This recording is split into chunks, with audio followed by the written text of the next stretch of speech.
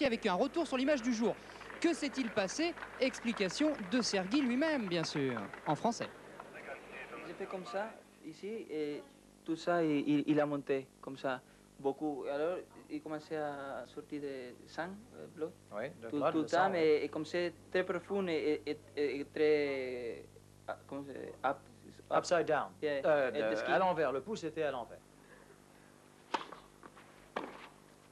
Handicapé par cette blessure, puisqu'en fait il aura dû batailler pendant un seul set, le troisième, ayant gagné assez facilement les 2 premiers sets. Le problème, c'est que Medvedev, aujourd'hui, l'Ukrainien, a réussi de belles choses, comme ici, de très belles choses. Seulement voilà, il n'a pas été suffisamment constant. Sa volée de revers amortie est belle, très belle. Seulement voilà, Bruguera l'a empêché de développer son jeu. Il a été comme anesthésié par le Catalan. Et pourtant, Medvedev a des coups de génie parfois. Il est capable de faire varier ses coups et de conclure ici au filet.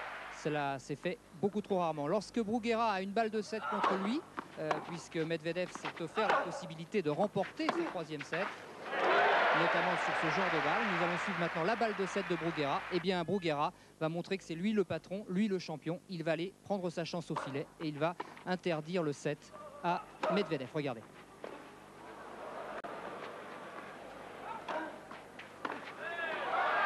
Superbe, c'était une balle de 7 et ça montre déjà bien sûr la fin des ambitions de Medvedev, qui a compris à ce moment-là, Patrice, que ce serait bien difficile aujourd'hui d'être le patron du court, parce que en plus de toutes ses qualités tennistiques, il a maintenant une confiance en lui extraordinaire, Bruguera. Oui, et puis il a amélioré certains aspects de son jeu que l'on ne connaissait pas l'année dernière, notamment le passing de revers. Il est capable de venir faire des volées, on vient de le voir. La saison sur court couvert, le fait d'avoir gagné des tournois sur surface en dur, comme le passing shot à Bordeaux l'année dernière, lui ont donné confiance dans des domaines où il n'avait pas l'habitude d'évoluer. Son jeu est devenu encore plus complet. Et là, on va voir maintenant un point tout à fait symbolique. Un échange assez long où Medvedev va prendre le jeu à sa charge. C'est lui qui va trimballer un tout petit peu Bruguera. Et pourtant, encore une fois, c'est lui qui va perdre le point. Alors, il trouve des angles intéressants, Medvedev. Mais c'est Bruguera qui aura quand même le dernier mot.